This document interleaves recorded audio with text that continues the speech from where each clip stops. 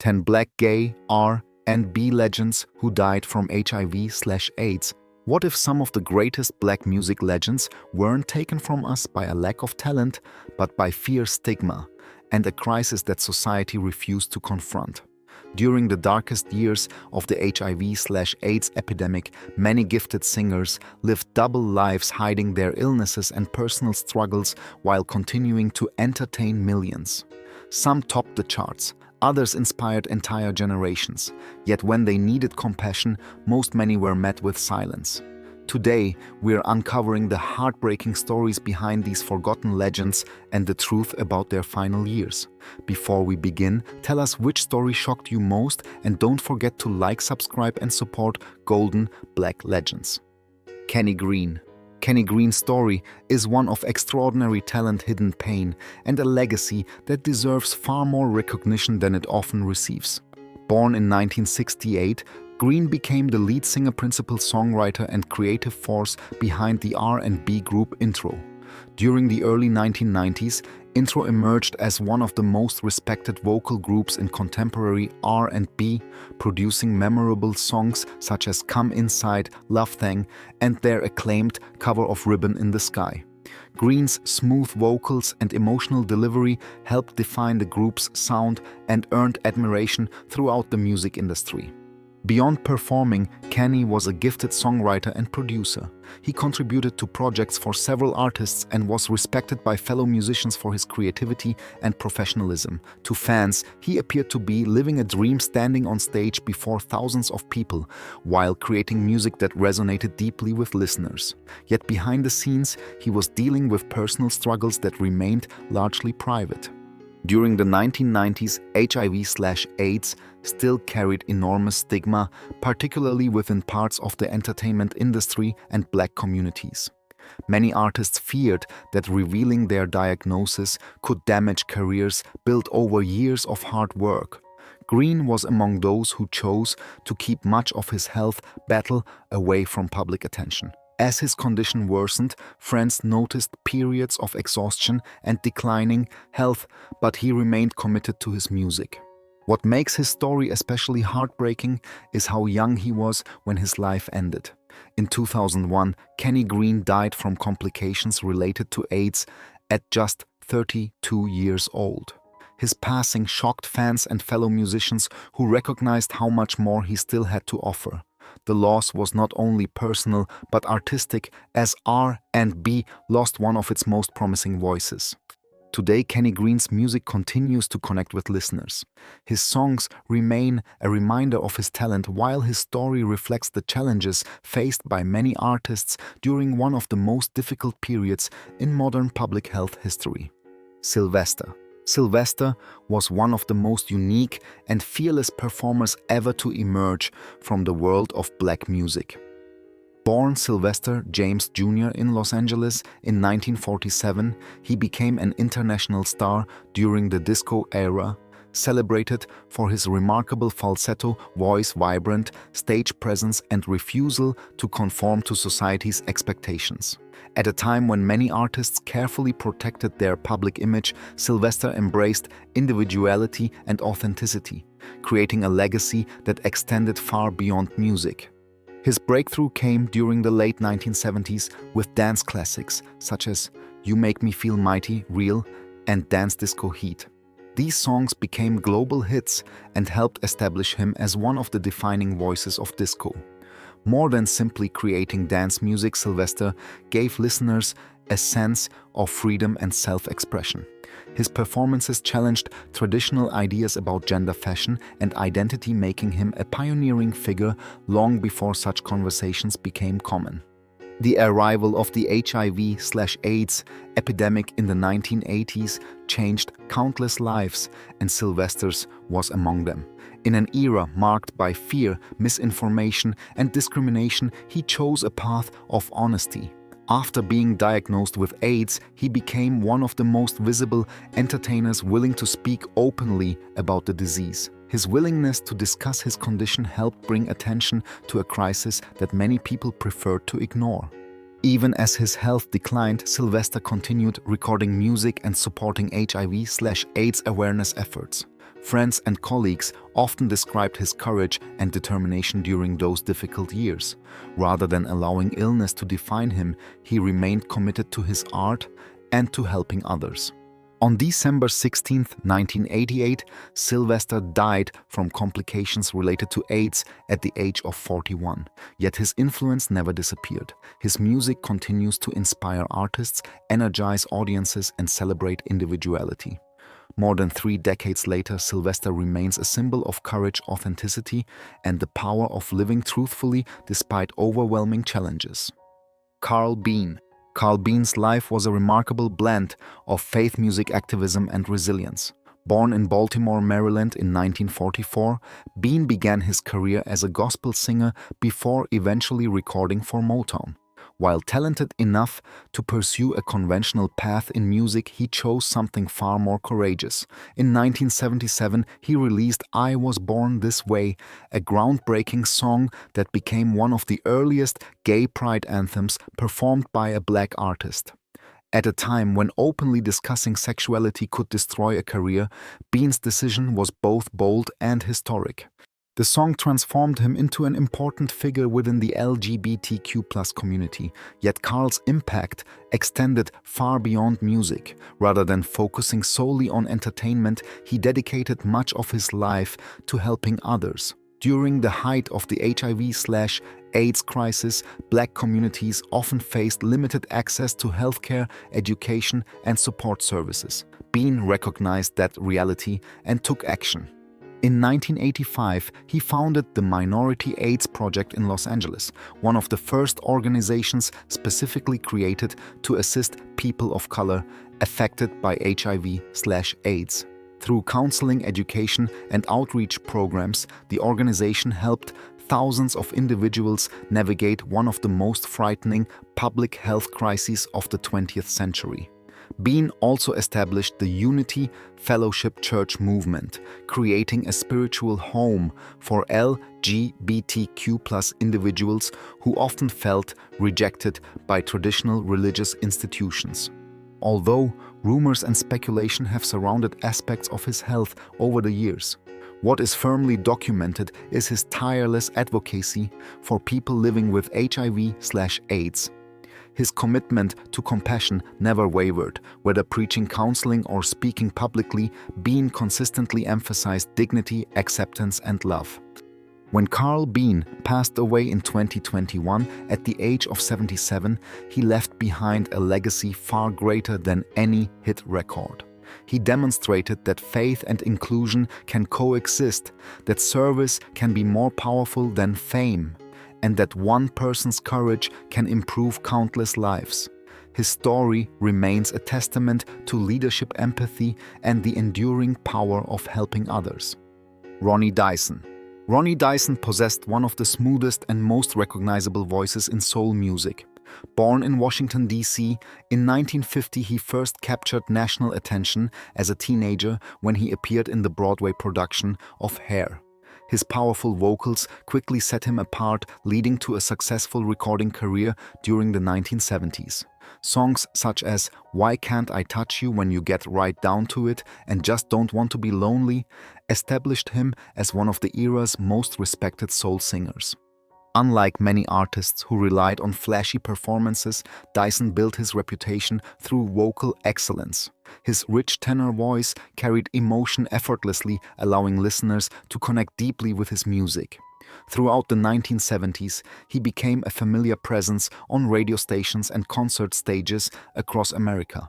Critics praised his ability to blend soul pop and R&B influences into a style uniquely his own. As musical tastes shifted during the 1980s, Dyson's commercial visibility declined, but his talent never disappeared. He continued performing and recording while maintaining a loyal fan base. Unfortunately, health problems began affecting his life and career. In an era when HIV/AIDS carried enormous stigma, many public figures chose privacy regarding medical issues. Various reports and biographies have linked Dyson's death to complications associated with AIDS, although discussions surrounding his final years have often been handled with sensitivity and discretion. On November 10, 1990, Ronny Dyson died at the age of 40. His passing shocked fans who remembered the remarkable voice that had once dominated soul radio. The music world lost an artist whose talent had never received the level of recognition it truly deserved. Today, Ronny Dyson's recordings continue to introduce new listeners to his extraordinary gifts. His story is both inspiring and heartbreaking, a reminder of how quickly a brilliant career can be interrupted. Yet while his life ended far too soon, the voice that made him famous remains timeless, preserving his place among the memorable soul singers of his generation. Keith Barrow.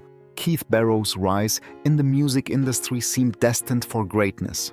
Born in Chicago in 1954, he was the son of renowned civil rights leader Reverend Willie Barrow and grew up surrounded by strong values, determination, and community leadership. Gifted with a smooth, soulful voice, Keith entered the music scene during the late 1970s and quickly attracted attention from fans and record executives alike. His biggest success came with songs such as You Know You Want to Be Loved, which showcased his rich vocal style and natural charisma. During the disco and soul era, Barrow appeared poised to become one of the genre's major stars. His recordings earned radio play, and many believed an even larger breakthrough was just around the corner. However, his promising career was tragically brief. In the early 1980s, as the HIV/AIDS epidemic began spreading across America, fear and misunderstanding dominated public discussion. Medical knowledge remained limited, treatments were unavailable, and those affected often faced severe discrimination. According to historical accounts, Barrow's health declined rapidly during this period. By 1983, he was battling complications associated with AIDS, a disease that at the time was poorly understood and heavily stigmatized. Friends and family watched as a talented young artist faced challenges far greater than any career obstacle. Unlike modern public figures who can access advanced treatment, many individuals diagnosed during the early years of the epidemic had few options available. Keith Barrow died in 1983 at only 32 years old. His passing came before many fans fully understood the seriousness of the crisis that would eventually affect millions worldwide. As a result, his death did not receive the level of attention that his talent deserved. Today, Keith Barrow is remembered as a gifted singer whose life ended far too soon. His story reflects both the promise of a rising star and the devastating impact of the early AIDS epidemic. Though his career was short, the music he left behind continues to remind listeners of a voice filled with warmth, emotion, and tremendous potential. Tony Washington. Tony Washington was one of the most distinctive voices to emerge from the R&B scene of the 1970s. As the lead singer of the Dynamic Superiors, he helped create a sound that blended smooth harmonies, heartfelt lyrics, and sophisticated soul. Born in 1945, Washington stood out not only because of his vocal ability but also because of his willingness to challenge expectations. At a time when the music industry demanded conformity, he performed with confidence, style, and individuality that made him impossible to ignore. The Dynamic Superiors achieved success with songs such as Shoo Shoo Shine and Leave It Alone. Backed by Motown, the group developed a loyal following and earned respect among soul music fans. Yet Washington's personal life unfolded during a period when openly gay black performers faced enormous social pressure. Many artists lived behind carefully constructed public images, fearing rejection from audiences, record labels, and even fellow entertainers. Despite those challenges, Washington remained committed to his craft. His expressive voice brought emotion and sincerity to every performance. Friends often described him as warm, creative, and deeply dedicated to music. However, the arrival of the HIV/AIDS epidemic created new struggles for many members of the LGBTQ+ community, particularly during the 1980s when fear and misunderstanding were widespread. Washington's health eventually declined and his career faded from the spotlight. Unlike many mainstream stars, he received little media attention during his final years. In 1987, he passed away at the age of 42 from complications related to AIDS. His death occurred during a period when countless talented individuals were being lost to a disease that society was only beginning to understand. Today, Tony Washington is remembered as more than a gifted singer. He was a pioneer who lived authentically despite enormous pressure to hide who he was. His legacy survives through the music he created and the barriers he helped break for future generations of artists. Germaine Stewart. Germaine Stewart possessed one of the most recognizable voices of the 1980s. Born in Columbus, Ohio, in 1957, he began his career as a dancer before transitioning into music. His talent, charisma, and unique vocal style quickly attracted attention, leading to a recording career that would eventually produce one of the decade's most memorable hits. In 1986, We Don't Have to Take Our Clothes Off became an international success, reaching the top 5 in the United States and turning Stewart into a global star. What made the song especially unique was its message. During an era often dominated by provocative themes, Stewart promoted respect, self-control, and emotional connection. The track's success introduced him to millions of listeners and established him as one of the most distinctive performers of his generation. Follow-up releases continued to showcase his talent, and he enjoyed considerable popularity throughout Europe and North America. Behind the success, however, Stewart faced personal challenges that remained largely private. Like many gay artists of his era, he lived during a time when public acceptance was far from guaranteed. The HIV/AIDS crisis was devastating communities across the world, and fear often discouraged honest conversations about health and identity. In the 1990s, Stewart's health began to deteriorate. Despite declining public visibility, he remained passionate about music and continued working whenever possible. Friends later described his determination and courage during difficult periods of illness. On March 17, 1997, Germaine Stewart died at the age of 39 from complications related to AIDS-associated liver cancer. His death shocked fans who remembered the energetic performer who had once dominated radio and television. Yet his influence did not disappear. Decades later, his music continues to be celebrated by listeners who appreciate both his talent and individuality. Stewart's story serves as a reminder of the many gifted artists whose lives were cut short during the AIDS epidemic, leaving behind music that continues to inspire new generations. Bobby Debbarge. Bobby Debbarge's life was filled with extraordinary musical talent, immense personal struggles, and heartbreaking loss. Born in Detroit in 1956, he became the lead singer of the R&B group Switch, where his remarkable falsetto helped produce hits such as There'll Never Be and I Call Your Name. His voice was instantly recognizable, smooth, emotional, and powerful enough to set him apart from many of his contemporaries. As a member of the famous Debbarge musical family, Bobby played an important role in shaping a sound that influenced countless R&B artists. Younger siblings looked up to him, and many music historians credit his vocal style with helping inspire the success of the Debbarge group during the 1980s. At his peak, Bobby appeared destined for a long and successful career. Unfortunately, personal problems began overshadowing his talent. Substance abuse issues, legal troubles, and periods of incarceration interrupted his professional momentum. These challenges made it increasingly difficult for him to maintain the career that once seemed so promising. Friends and family watched as a gifted artist struggled with circumstances that often felt impossible to overcome. While serving time in prison during the late 1980s, Bobby learned that he was HIV positive. The diagnosis arrived during a period when effective treatments were not yet available and public understanding of the disease remained limited. After his release, he attempted to rebuild his life, but his health continued to decline. Despite his physical struggles, those closest to him recalled moments when his extraordinary voice still emerged, reminding everyone of the talent that had once captivated audiences.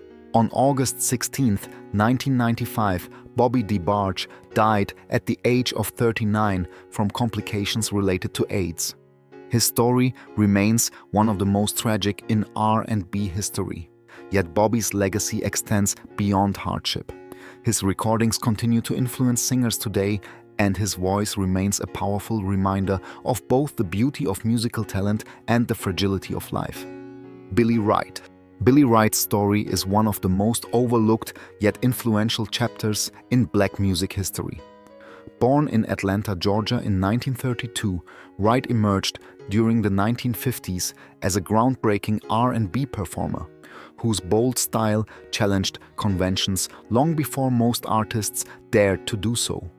With his carefully styled hair, flamboyant stage presence, and emotional vocal delivery, he stood apart from nearly everyone else in the music industry.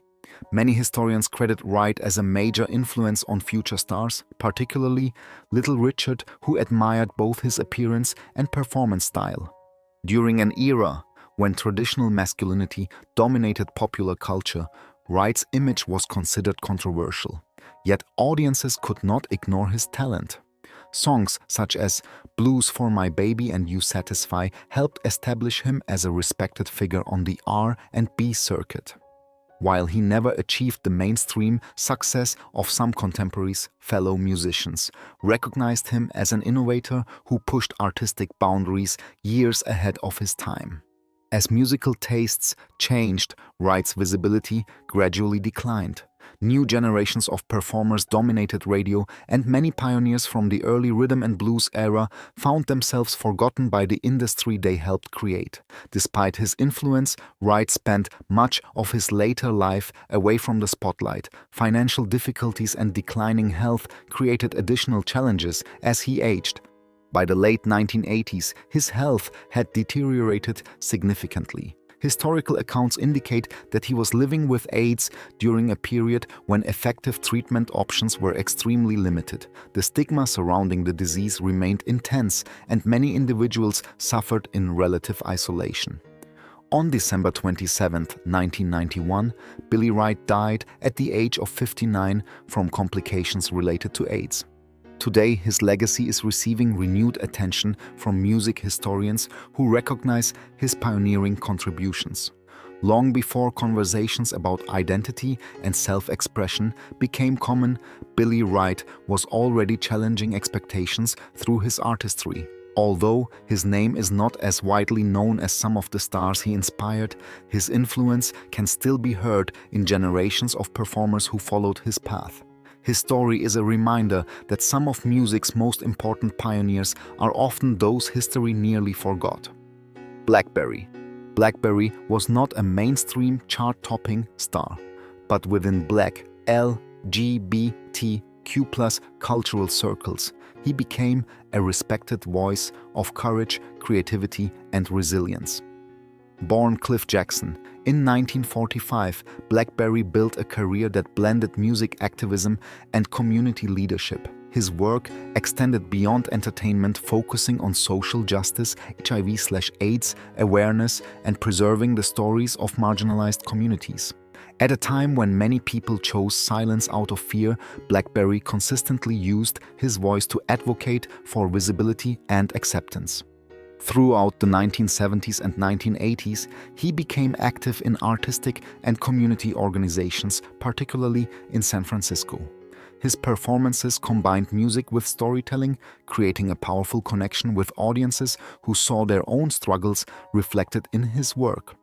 Unlike many entertainers who pursued commercial success, Blackberry focused on creating spaces where people could feel seen, heard, and valued. The HIV/AIDS epidemic deeply affected his life. He witnessed friends, colleagues, and community members lost to the disease during some of its most devastating years. Rather than retreating, he became an outspoken advocate for education support and compassion. His activism helped raise awareness within communities that were often overlooked by public health efforts. For many people affected by the epidemic, Blackberry represented hope during an era filled with fear and uncertainty. What made him especially remarkable was his determination to continue speaking openly about difficult subjects. He refused to allow stigma to erase the humanity of those living with HIV/AIDS. Through performances, community outreach, and personal advocacy, he helped preserve stories that might otherwise have been forgotten. Blackberry passed away in 2021 at the age of 76. While he was never as commercially famous as many recording stars, his impact extended far beyond record sales. He became a symbol of perseverance, authenticity, and compassion. His life reminds us that influence is not measured solely by chart positions or awards. Sometimes the greatest legacy comes from giving a voice to people who have been ignored and ensuring that their stories continue to be remembered. The stories of these men remind us that behind the music were real human beings facing fear, prejudice, loneliness, and unimaginable challenges. Some changed the sound of R&B, disco, and soul forever, yet their final chapters were often overshadowed by stigma and silence. Decades later, their voices still inspire their courage, still matters, and their contributions deserve to be remembered. But here's a question worth debating: if society had been more accepting and compassionate, how different might their lives and careers have been? Share your thoughts in the comments below. And don't forget to like, subscribe, and support Golden Black Legends for more powerful stories from music history.